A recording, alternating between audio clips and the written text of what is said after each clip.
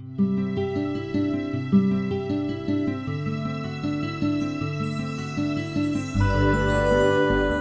want to introduce to you our first speaker, who is Tom Leonard.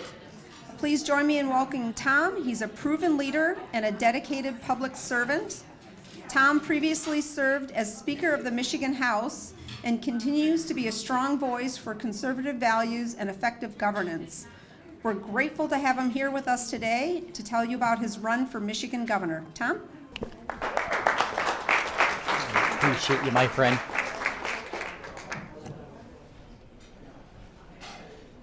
Well, I think it is good afternoon now, and you're going to have to bear with me. I was telling the poor videographer earlier, I said, I cannot stand at a podium. I move too much when I'm speaking, okay? So you're going to get a lot of back and forth with me, but I want to thank you all for having me. I think it's been years since I've been here. I appreciate the invite. I appreciate everything that you do, and I know I'm preaching to the choir when I say this, but I cannot tell you how important Oakland County is going to be in this election cycle. So thank you for everything that you're doing. I know it was mentioned briefly in my introduction, but again, prosecutor by trade, was an assistant attorney general, served 6 years in the House, that final 2 years as House Speaker. And you may recall in 2019, President Trump in his first term nominated me to be his U.S. Attorney for the Western District of Michigan.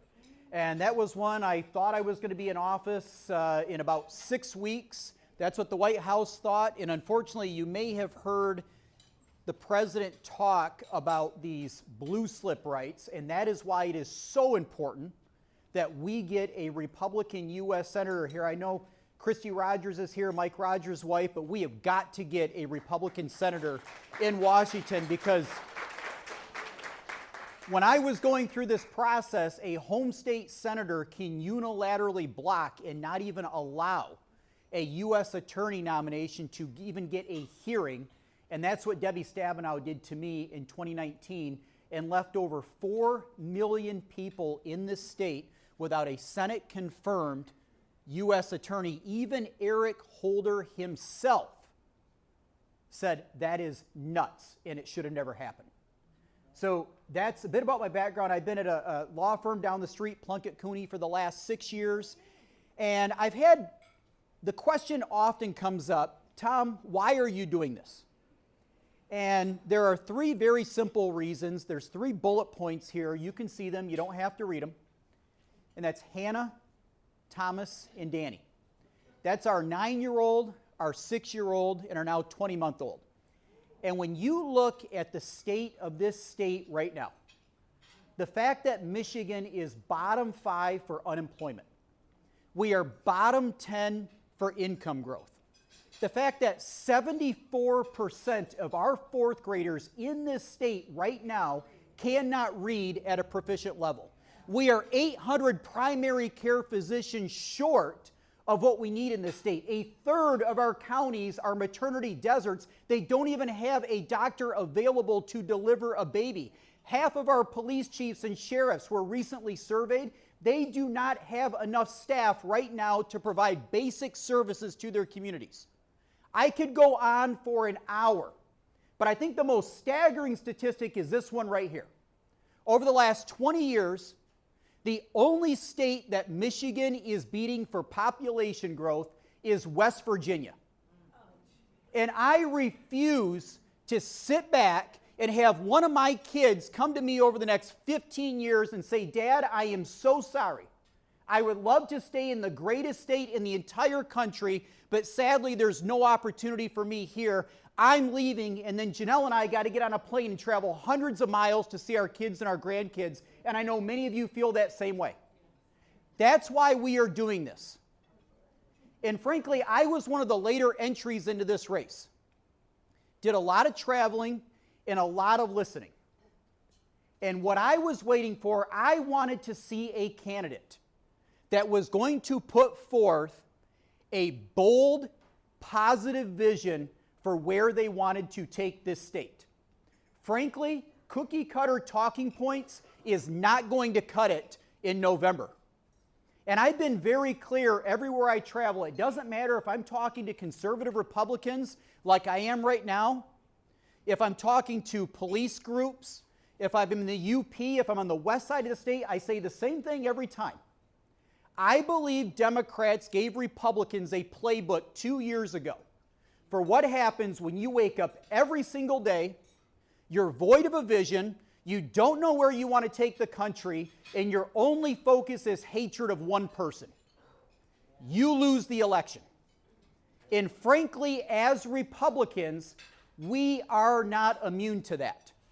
If we wake up every day and we only put up candidates whose only focus is how much they hate Jocelyn Benson or how much they hate Gretchen Whitmer or how much they hate Democrats, and they don't put forth a bold, positive vision, let me be clear, we lose. That is exactly why we got in this race. And as I've given to some of you, before we got in, I sat down for about 6 weeks and I put this together. It's called The Path Forward. And this is my vision for what I believe we have to do to turn the state around. And I don't expect anybody in this room to agree with everything that's in there. I even run into people that only agree with 10 or 20% that's in there. But you know what? Every person that looks at it says, you have put forward a vision and you've demonstrated that you want to do the job. That is what we've got to do over the months ahead. What are some of the things that we are focused on? I mentioned 74% of our fourth graders cannot read at a proficient level. As a former prosecutor, I can tell you this, if a child cannot read and they got to drop out of school, you have created a pipeline to a welfare check or a prison cell. I had the media ask me about 3 months ago, when you're the next governor, if you only accomplish one thing, what would it be? I'd never been asked the question, but I never hesitated. I said, addressing this third grade reading crisis. That is our foundation. That is our base. This is something we have got to hit head on. Merit pay for teachers. I'll say this as a Republican. I actually believe that Michigan ought to have the highest paid teachers in the entire country. But they shouldn't be the highest paid teachers just because they're there for another year and they get a step increase.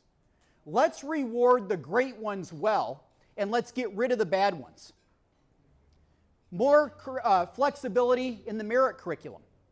Why is it that we have a skilled trade shortage in this state right now, yet we've got 17 and 18-year-olds that we force into classrooms, taking another foreign language class they're never going to use, another science class they're never going to use, a phys ed class that they're never going to use. If there is a trade school down the street, let that money follow that kid and let them start getting certified immediately.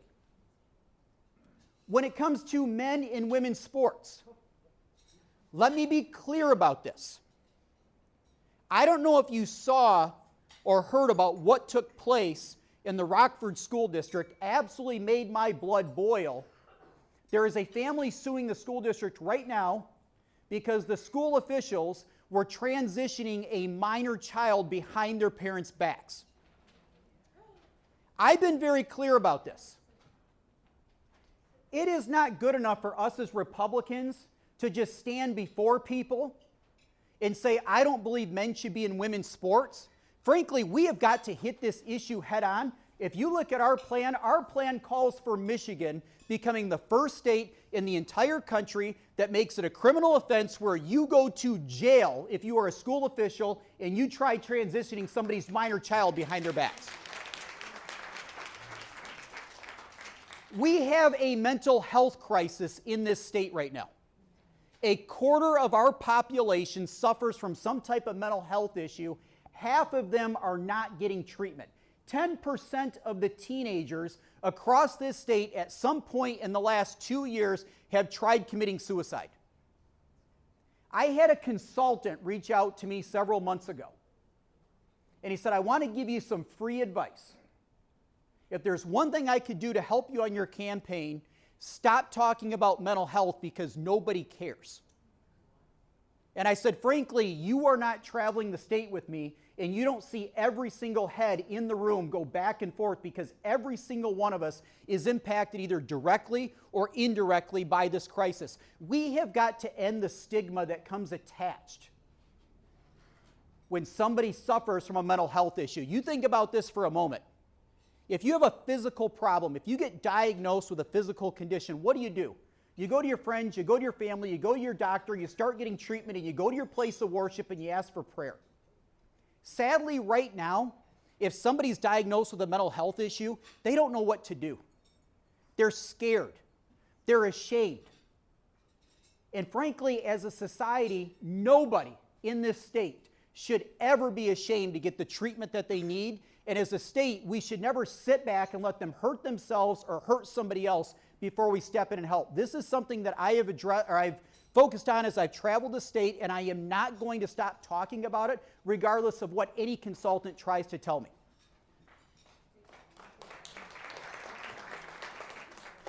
Affordability. And this is something we have got to hit head on, and again, it's not something we can just travel the state as Republicans and use cookie cutter talking points. We have got to hit this issue head on. Affordable housing. You wouldn't believe the number of young adults that I meet across this state that would love to get married, and they don't know what to do because if they get married and they purchase a home, 60, 70, 80% of their income is going to go to a mortgage and property taxes, and you think of the stress that that puts on them. No more date nights, there's no vacation, but you know what? Now they can't even start a family. We have got to address this issue head on, and I ask one simple question.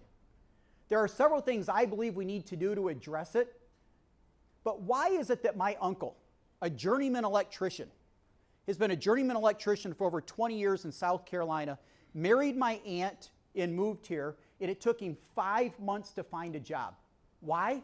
Not because one wasn't available, but because the state of Michigan made him take all the tests and jump through all the hoops to find one.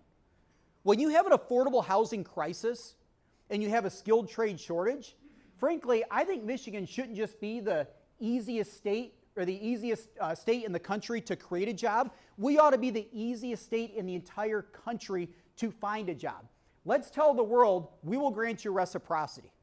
If you are in the trades, you show up, you show us your license, you show us your certification, we will give you one and we will put you to work immediately.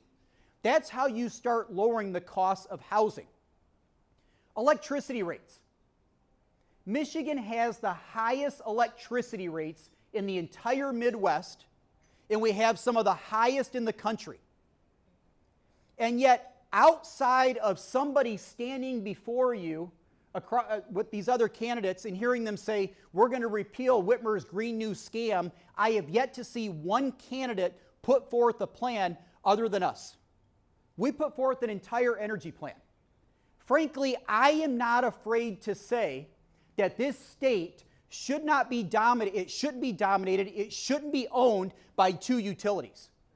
You should not be forced to buy your energy from the one utility that happens to be in the area where you reside or where you live.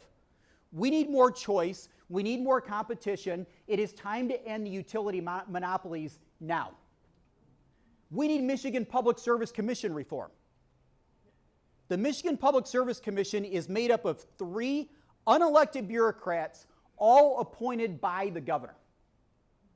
Why is it one person has that much control, especially appointing 3 people that have never seen a rate increase that they didn't like? That's why we have the highest energy rates in the Midwest. Our plan calls for actually expanding the Michigan Public Service Commission from 3 members to 5 members and only giving the governor 2 appointments. Give the Speaker of the House one, give the Senate Majority Leader one, give the Attorney General one, and let's shake things up on the Michigan Public Service Commission so that they're no longer rubber stamping these rate increases. AI data centers. I can't find anybody else talking about this issue, and we have hit it head on. One data center in Saline Township uses the equivalent energy of 1 million homes. The one being proposed right now in Van Buren, 2 million homes. There are only 4.5 million homes across the entire state. That's 2 data centers, and there's up to 3 dozen of these being proposed right now. And I've pushed back and asked the simple question, why isn't it that we cut off their subsidies? I don't think that we should be taking money out of your pocket, giving it to big tech data centers so that they can come into this state and offer farmers $85,000 per acre for their farmland. I think we need ironclad agreements to make 100% certain that if they're going to be here, they're not going to drive up our energy rates. And frankly, I don't want to hear that there is a protection in place. It's called the Michigan Public Service Commission. As I said, they've already given us the highest energy rates in the Midwest. I don't trust them to regulate AI data centers and keep our costs low. Why isn't that we don't mandate that they're going to protect our natural resources, especially our water? And why don't we also mandate and ban the use of non-disclosure agreements across this state? Because frankly, I don't believe local governments should be signing non-disclosure agreements with big tech data centers, keeping you in the dark, not knowing who's going to develop them and not knowing who's going to run them.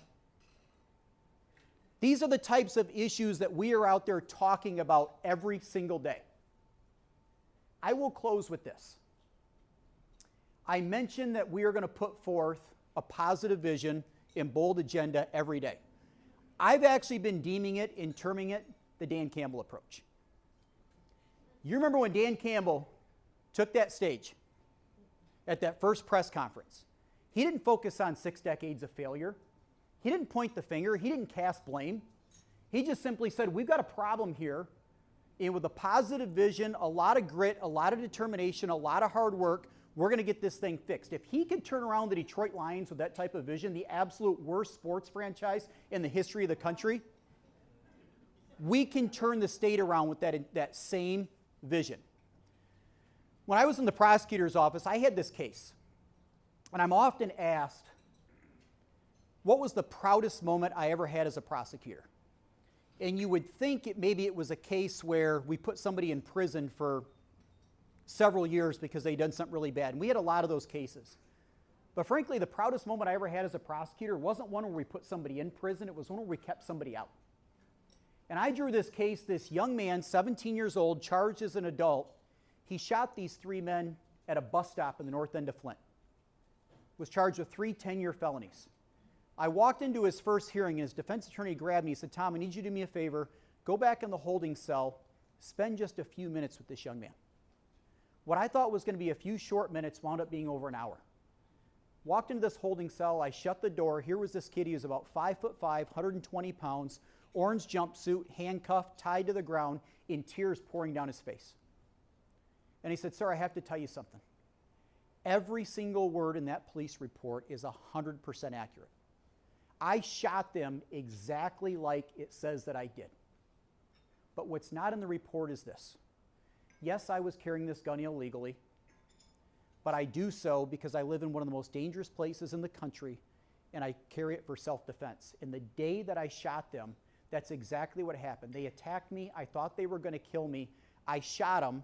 Nobody believes me. That part's not in the report, and I'm going to prison for 10 years, and my life's going to be ruined, and I don't know what to do. For whatever reason, there was just something in my heart. I believed everything that the kid was saying. I went out, I got an adjournment, and I sent my officer in charge back to the scene. And I said, you got to figure out if there was any video surveillance that day. He wasn't happy about it. He was overworked. 4 hours later, he showed up to my office with this DVD, and he said, you're not going to believe it. This thing was within hours of resetting. We popped it in, and everything that young kid said was true. Within an hour, I had him out of jail, and we had the other 3 brought in and had him charged for falsifying a police report and assault. I tell you that story, and I bring it back to my campaign because of this.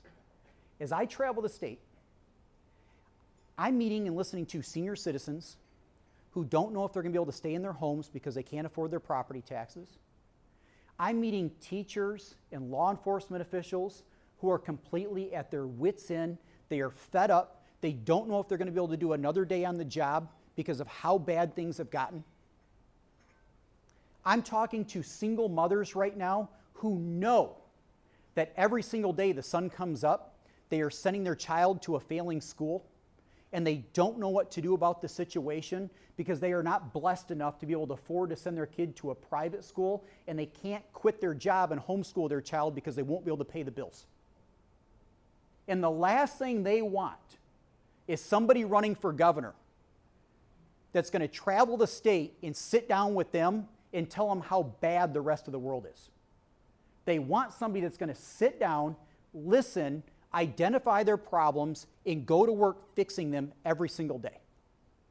That's how I'm going to run this campaign over the next several months. And when I'm the state's next governor, that's exactly how we're going to govern. Every single day, we're going to attack problems because, frankly, the challenges and the problems facing the state right now are bigger than any one person running for office on either side of the aisle. And that's what we got to focus our efforts on, is attacking problems every day.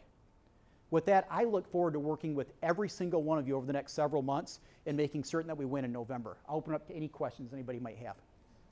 All right, we have somebody that has a microphone that'll come around to see you, so any questions you have for Tom, we'll make sure we can hear them. Grab a water real quick. Yeah, you're allowed to. You're okay, yeah. With education, we should pay the good teachers more money. And, you know, you said you're one of the highest paid teachers in the country. I didn't hear you mention phonics at all, and I heard that's how Mississippi improved reading scores there. Is that part of your program? Yeah, it is absolutely, it is in our path forward, it is in the plan, so I'm glad you asked the question because now I can put more meat on the bone in the third grade reading. So you're absolutely right. So what our plan does is it calls for adopting the Mississippi Miracle, okay? So Mississippi, over 10 years ago, they were 49 out of 50 in third grade reading scores, and with the right reforms, within 10 years, they went from 49 to top 10 in the country. What did they do? First things first, early assessments. So every year, kindergarten, first, second, third grade, 3 assessments per year. They identify which kids are struggling right out of the gate. Then they invested in high-quality tutors and targeted support. I've been clear about this. You cannot force 30 kids into a classroom and expect an elementary teacher to ensure that they're all reading at a proficient level. That is not going to work.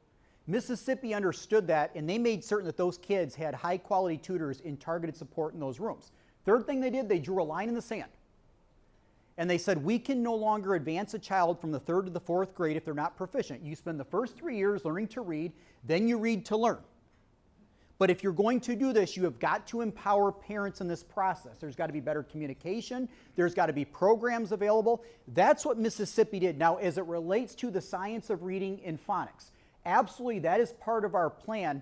But I will say this, I believe Michigan, it's not a silver bullet, but I believe we've got something in our arsenal that Mississippi doesn't. And that is, a couple years ago, the governor expanded pre-K across the state, okay? I think we need to utilize that to our advantage. And I don't think universal pre-K should be utilized or be used as a glorified babysitting service where parents drop a 4-year-old off and pick them up at the end of the day and basically all they've done is been babysat that day. I think we need to focus that on third grade reading right out of the gate. Let's start with the phonics. Let's start with the science of reading. I toured a daycare. A young entrepreneur from Canada came here, he moved into Jackson, started a daycare. His world revolves around literacy. And I saw how impactful it can be with these 4-year-olds when you start. I was sitting down with him, and I was listening to 4-year-olds read better than some 8, 9, 10-year-olds. So that's where I believe the science of reading and the phonics and teaching the kids at an early level, I think that's where it starts, is by us doing universal pre-K. Let's keep it. But again, let's make certain that we focus it on reading, not just a parent dropping a child off so they can be babysat for 6 hours.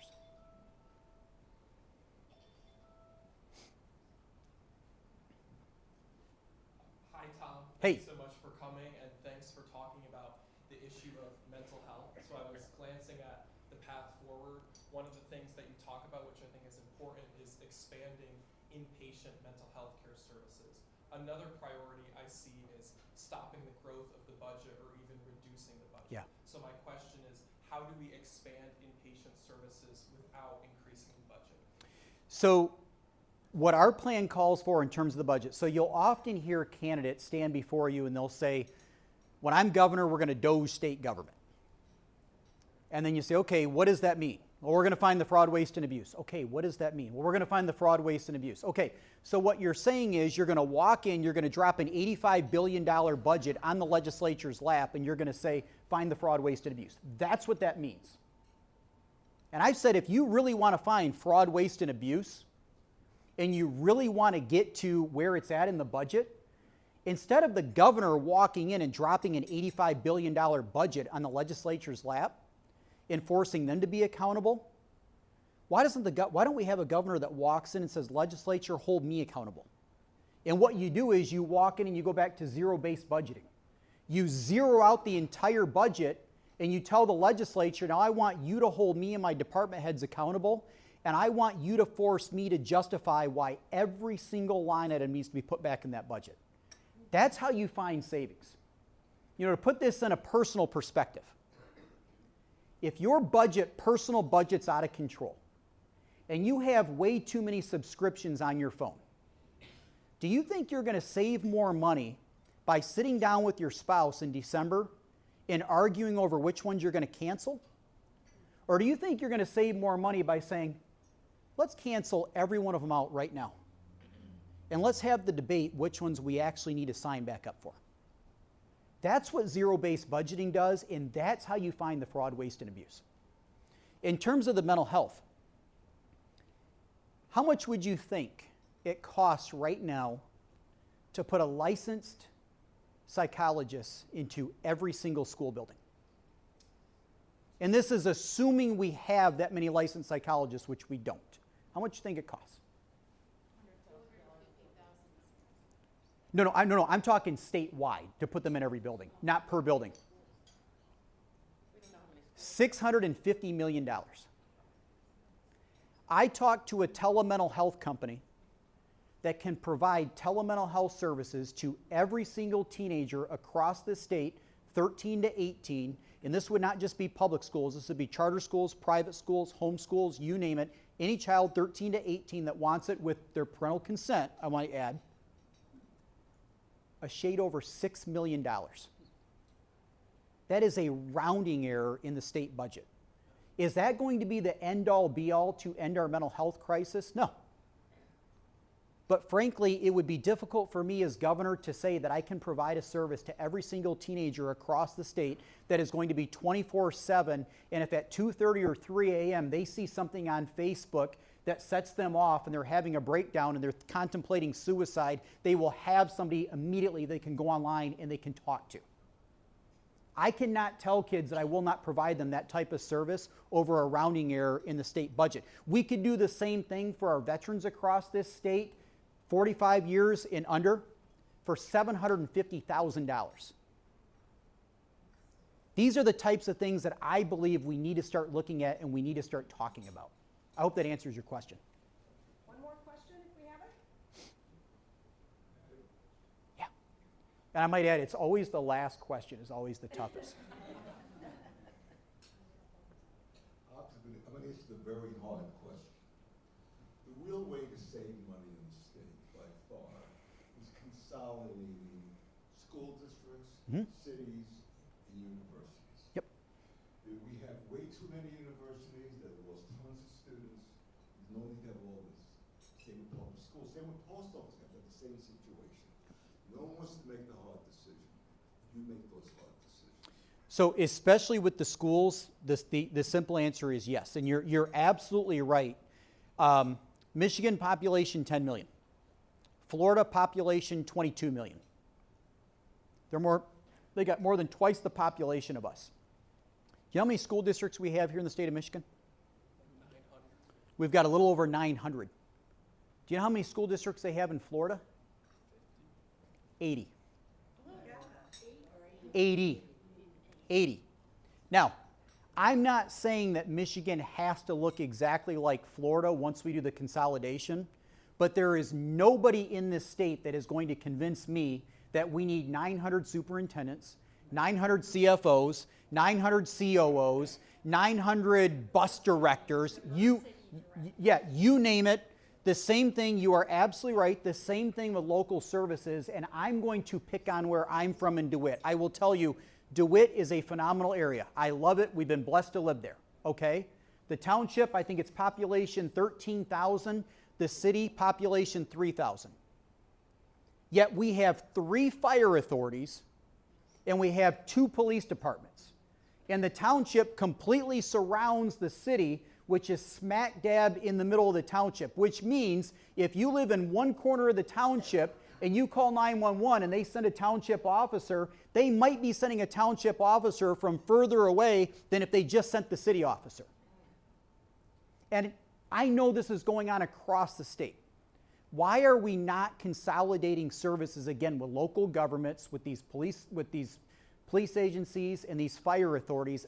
I know there's local governments that don't want to give up their identity, but frankly, if we are truly going to lower property taxes across this state, if we are truly going to find savings, you're absolutely right. We have got to start consolidating services. So with that, I want to thank everybody for being here. If you want, I've got more copies of the Path Forward. I know I passed many of them out, but if you want one, would be happy to give you one. Again, thank you, and I look forward to working with all of you in November.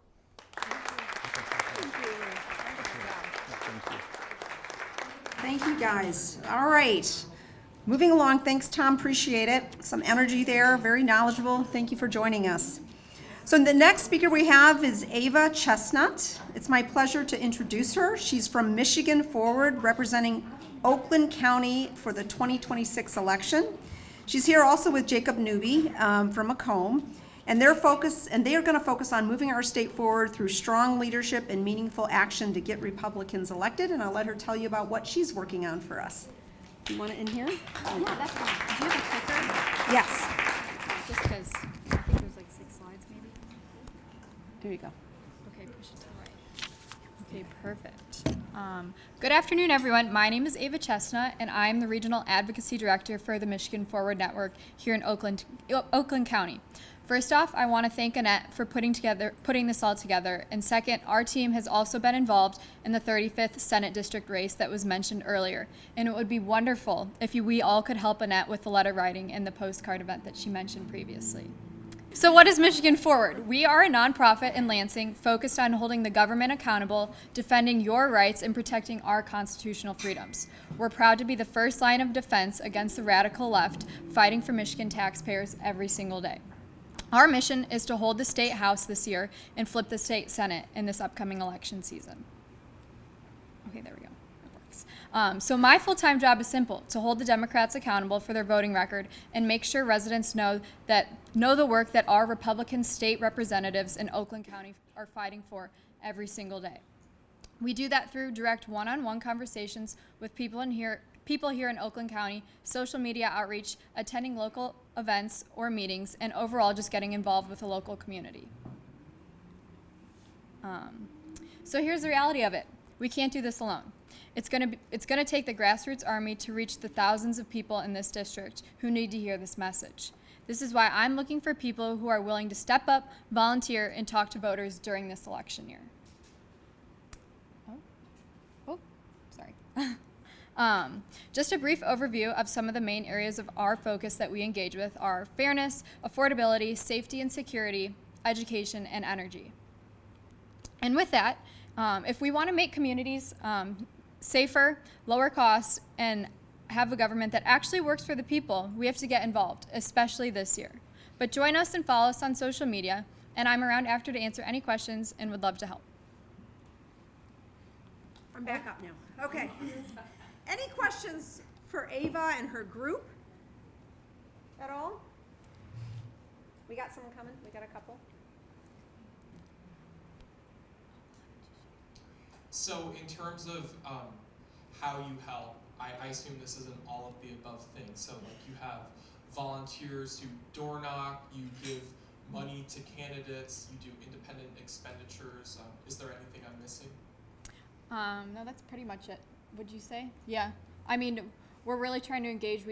Go to local school board meetings, city council meetings. We are trying to become aware of what the local issues are so that we can connect voters, because at the end of the day, we want people voting right across the whole ballot, and the more local we can bring that, the more connections we can make and get the more people out to vote.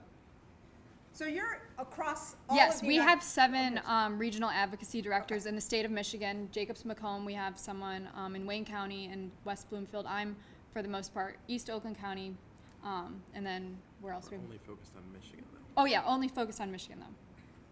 So they're focused on Michigan, flipping the state house and the state senate. And how many volunteers do you have right now statewide? Do you know about, or your county, we'll say? So as employees go, we've got 7 regional advocacy directors, and we're mainly based in swing areas. So since I'm the Macomb area, I'm working on the coastal state senate district that Kevin Hertel currently sits in. And I have a few house districts as well. Ava's working on Mike Weber's seat, as well as Mark Tisdale's and holding the Donnie Steele seat, and then also holding Tom Kuhn's seat. We've got another regional advocacy director that's down south and downriver, and his focus is holding the bunch of state house seats down there, and then also working in Ryan Berman's state senate seat, which is in southwest Oakland County in that newly drawn district that was Rosemary Bayer's seat. And if we take that, we can flip the state senate. So. Great. One more question? You mentioned social media. Do you want to tell us which social media outlets you're on? Yes, we are on, I believe, all of them. Most on X. I believe it's mi_forward.net, and we post numerous times a day. We're on Instagram. We're on Facebook. Is there anything else I'm missing? Maybe TikTok. I think we're on TikTok. Yeah. All right. Thank you, Ava. Yes. Thank you, Jacob. And I'm around, so if anyone has questions, Thank you. Thank you. All right, so here's the real story. If you want to get some steps in, boots on the ground, see Ava for Jason Tooney. If you want to sit down and write letters, come see me. So we've got two options for you there. All right, so our next speaker, it's my pleasure to introduce Michael Schostak, who serves as treasurer of Bloomfield Township and is currently running for the University of Michigan Board of Regents. I periodically run into Michael, and I'm pleased with his focus on ensuring more Michigan residents are considered for enrollment at U of M and ensuring affordability. So with that, I'll turn it over to Michael.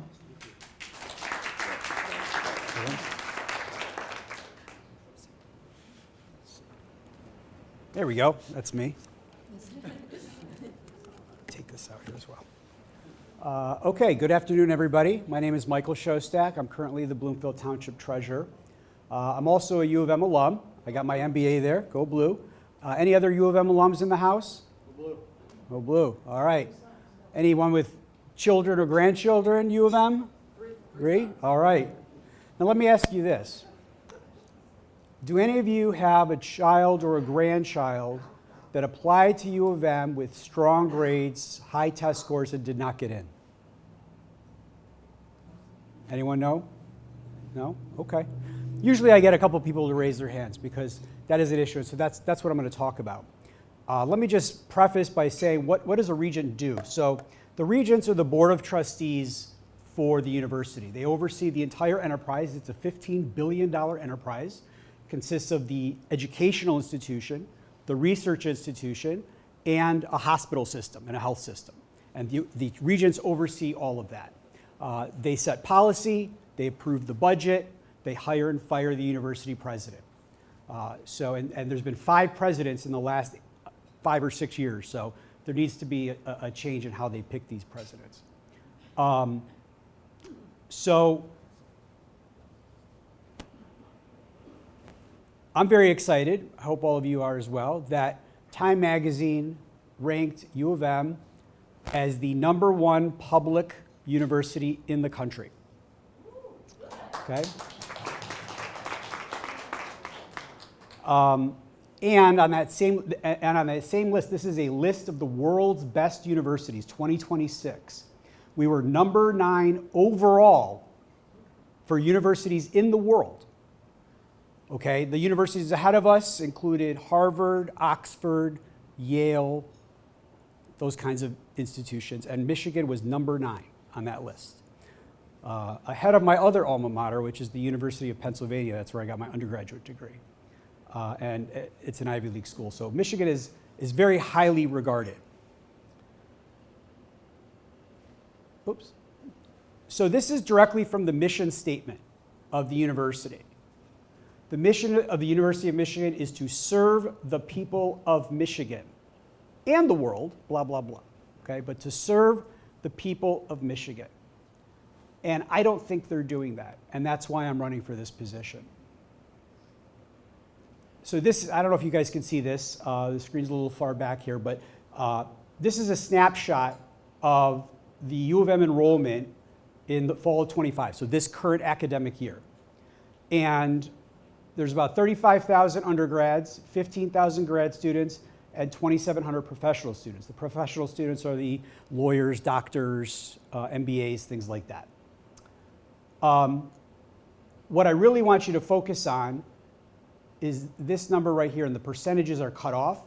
But out of the total of 53,488 students at U of M, only 26,944 are from the state of Michigan. That's 50%. Said another way, half of the students at U of M are not from the state of Michigan. And 15%, or 8,136, are not even from this country. Okay? So remember that. Now I'm going to show you where they come from. So out of those 8,136 students, 45% are from China. The next closest country is India at 15%, followed by South Korea, and then Canada, number 4, but you'd think they would be sending a lot more since they're so close. Taiwan, and then everybody else. So out of all of the countries in the world, 45% of the students at Michigan that are international are from China. Now, does it have to be this way? Why does U of M have only half of its students from Michigan? Well, you'll hear 2 reasons if you ask anybody who claims to know. The first reason is, well, because the selectivity and it increases the selectivity ratios, which helps us in these national rankings, and that's why we get such high rankings, because more international and out-of-state students increases our selectivity and our prestige. The second reason, which I'll also talk about, is that the out-of-state students pay 3 times as much. Okay? And so what the university has been doing over the last 25 years is basically growing their budget on the backs of these out-of-state students. Now, this is why I don't buy into that. These are 4 of the other elite public universities in this country. UNC Chapel Hill is 85% in-state. University of Texas at Austin is 81%. University of Florida is 75% in-state. And even Cal Berkeley is 69% in-state, while we sit at 50%. Now, interestingly, and Tom, this may be of information for you, North Carolina, the state of North Carolina, has a law that says that the out-of-state enrollment cannot exceed 18%. That is codified. And in Texas, the law says that the first-year undergraduates have to be 90% in-state. Okay? Those are state laws. We don't have anything like that here. Now, it wasn't always this way. This is a chart of in-state students over time going back to the year 2000. In the year 2000, we were 61% in-state.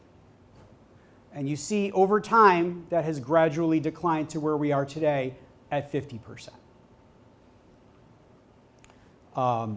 So it hasn't always been that way. Come on. Now, this is going to be hard for you to read, and I apologize.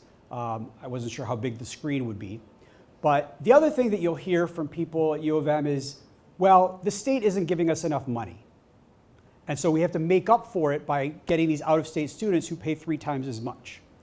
In that first chart in the corner, those are the state appropriations for taxpayer money going to the 13 public institutions in this state.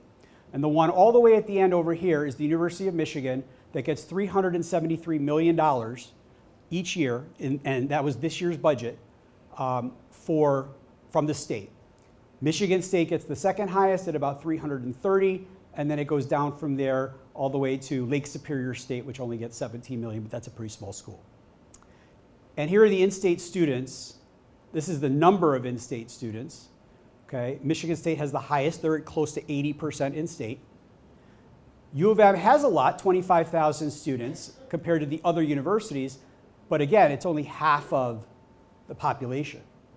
And so what I did is I'm looking at it as what's the appropriation per student? How much are we paying for an in-state student at our universities in taxpayer money?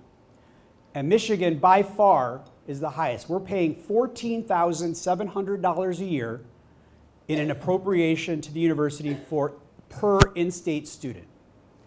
And that's far above anybody else. Michigan State is at $8,000 a student. So if I were one of these other universities, I'd be saying, hey, wait a second. U of M is getting $14,000 a student for in-state students when they're supposed to be serving the state of Michigan, and yet we're only getting $8,000, or even lower than that down here. Saginaw Valley State, Ferris State, they're getting significantly less. And this chart just shows the number of students each university has. You see U of M and MSU are obviously the biggest. Wayne State is number 3, and on down. Come on. Okay. So I said I was going to get into the cost. This is the cost of a U of M education today. In-state students, between tuition, living expenses, books and materials, and whatever they call personal expenses, the budget for a undergraduate student is $38,000 a year. For an out-of-state student, the living expenses, books and materials, personal expenses, all the same, but what's different is this number.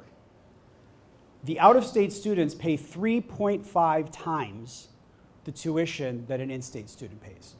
So their total cost, if you're out of state, is $84,000 a year. And the financial aid that they give to out-of-state students is not as much.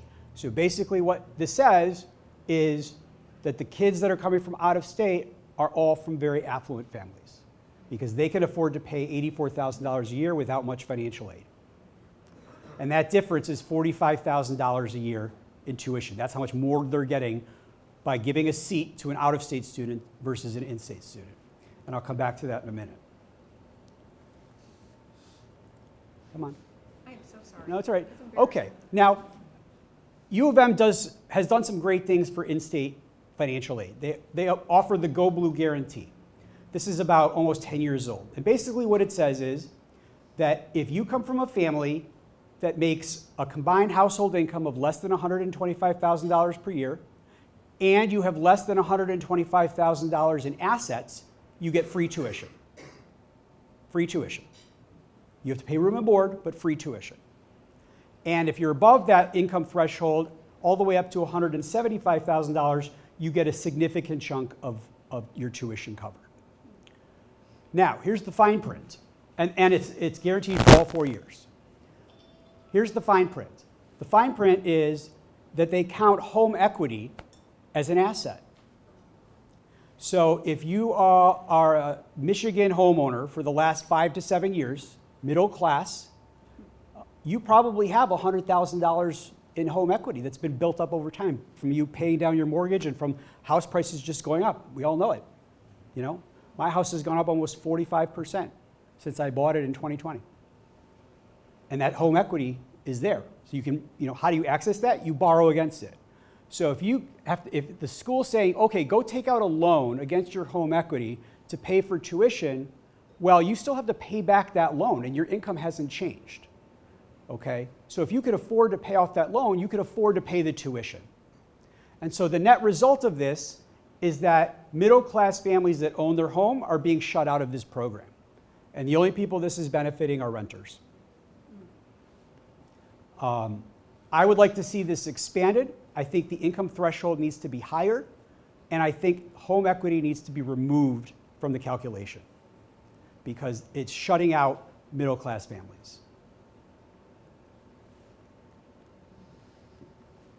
This is terrible. No, that's okay.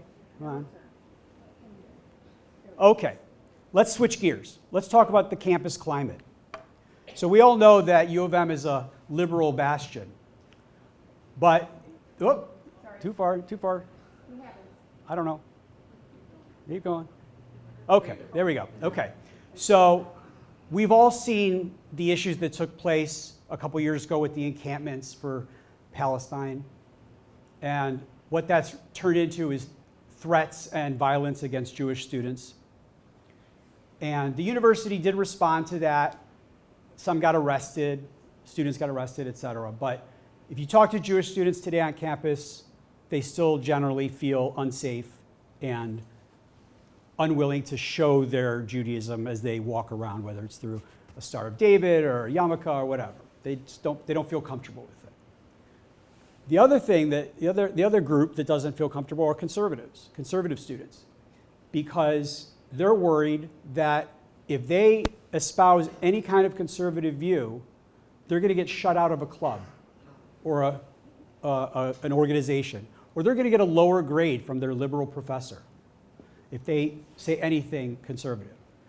Okay, I think this is wrong, and the regents set the tone. The regents set the policy, and if they direct the administration to say, look, we need to have a diversity of thought presented. Our students need to be exposed to all different sides of the equation, liberal and conservative, and then they can address it and think about it and use critical thinking skills to decide where they fall.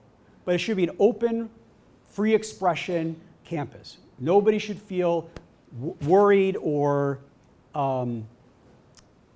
scared to be themselves. And if that's conservative, if that's Jewish, if that's Muslim, whatever it is, everyone should feel comfortable. Okay, next slide. Okay, so let me tell you a little bit about myself.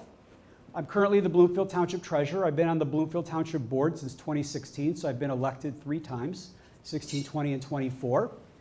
In 2021 and 2022, I was the Administrative Vice Chair of the Michigan Republican Party, and I've been active as a delegate for well over 10 or 12 years, going to conventions, working with the grassroots, helping candidates, etc.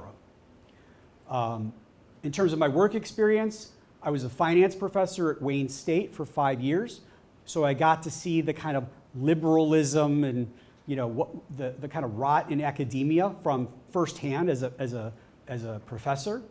I've been a business consultant. I worked on Wall Street back in 05 to 07 and 08. Obviously, Lehman Brothers, the company that I worked for, you may remember it, no longer exists because of 2008.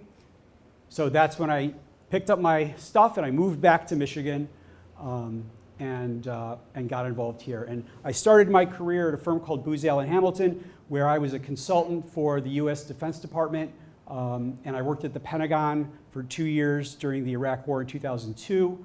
Had a top secret clearance, so I can't tell you anything that I did there. But trust me, it was interesting, and I got to really see how the federal government works from the inside. In terms of my education, I have an MBA from U of M. I have an undergraduate degree in finance from the Wharton School at Penn. Yes, Donald Trump Jr. and Ivanka were my classmates. I knew Donald Jr., Donnie. I did not know Ivanka. She really kept to herself, just studying.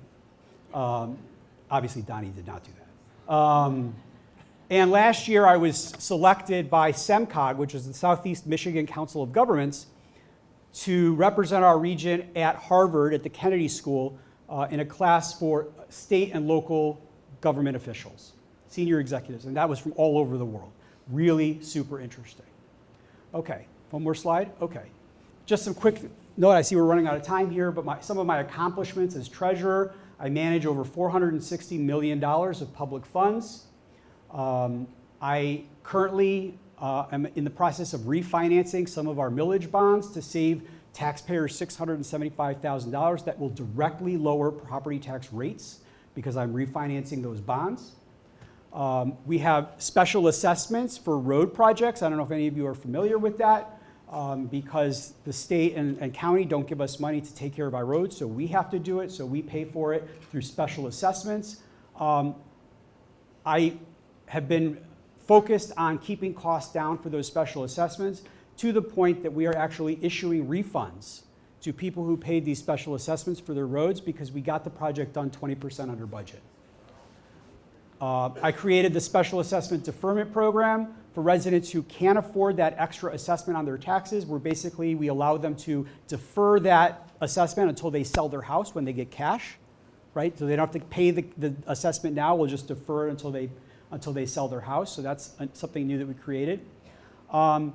And I'm also tackling our legacy costs. As one of the oldest communities, next year we're going to be celebrating our 200th anniversary, Bloomfield Township. We have a lot of legacy costs, a lot of pensions and healthcare were given out in the 60s, 70s, and 80s, right? And people have outlived those, what the assumptions were. So I'm introducing pension buyouts that are voluntary, that are going to reduce our liabilities and our legacy costs, all of that to save the strain on our budget. So with that, I'm going to wrap up here. At this Saturday, I'm going to be endorsed at the state convention, along with Lena, who you saw earlier. The two of us will go on into the November election against two Democrats who will come out of their convention sometime in April. There are two incumbents that are running, but they're being challenged by an ultra-progressive leftist. And so we'll see who comes out of their convention, but that's who we're going to be facing. So what can you do to help? Well, this is a statewide election, okay? And I'm not going to be able to raise the kind of money to compete at that level. And so we're going to have to be clever about how we do this. So my focus is going to be on social media. I'm on all of the socials, as you can see there, Facebook, Instagram, TikTok, X. Follow me. Get your friends and family to follow me. When you see a post, share it. That'll help my message get out there. And I think the message that I've espoused today and that I'm building my campaign on is a nonpartisan message that everybody can get behind. More in-state students, better affordability. I think that's really going to resonate with people. Of course, you can invest in the campaign financially, and that QR code will take you to my website where you can donate if you want. And then the other thing you can do is encourage everyone to vote the whole ballot. A lot of people will only go and vote for Senate and vote for Congress and vote for governor, and then they'll turn it in because they're like, I don't know who these university boards are, State Board of Ed, Supreme Court, I don't know who any of these people are, I'm just not going to vote. And they leave it blank. And there's a huge drop-off. About 20% of people do that. So they'll vote the top of the ticket, and they'll just leave the rest blank. So encourage your friends and family to vote the whole ballot. We're going to have a very strong ticket this year, okay, from governor, senator, all the way on down. And, it's important that we get all of our friends and family to vote the whole ballot.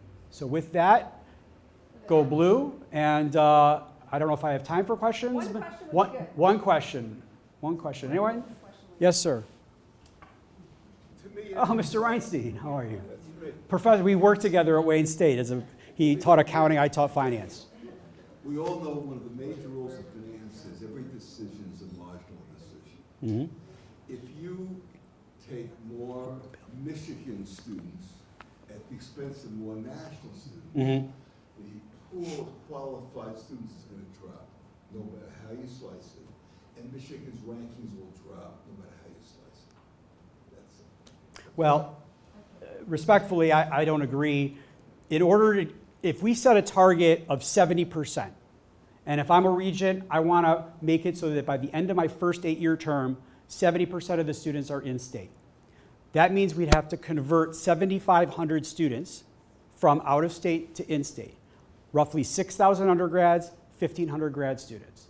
Out of those 6,000 undergrads, right, that's 1,500 per class. So if you tell me that there aren't 1,500 qualified students, high school students in this entire state of Michigan to fill out that class, I don't believe you. Okay? And that's why I asked that question at the beginning. Who do we know that had superior grades, great test scores, and just couldn't get in because that seat went to somebody from out of state or from out of this country? So I think we have the classes to do it. The other thing that I'll say that when I showed you that $45,000 difference in tuition, so if we convert out-of-state students to in-states, obviously we're going to see a big drop in how much tuition money we're going to get. If you multiply it out, those 7,500 students will come out to about $330 to $350 million a year in less tuition. And that accounts for the fact that a lot of the in-state students get financial aid. Well, in the 2026 fiscal year budget, the university is budgeting a $300 million surplus. Okay? They're budgeting a surplus. It's not like they came in under budget. They're budgeting a surplus. They have a $22 billion endowment, one of the largest in the country. Okay? So, and then the other thing I would say is just cut costs.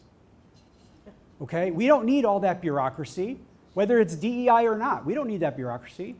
Let's get the money into the classrooms, and the professors, and the TAs, and cut out that bureaucracy and that middle management and that administration. Okay? Can we take one more or not? Just quick comment. Sure. Because I've been to Wayne State, graduated from Wayne State, and I have 3 sons there.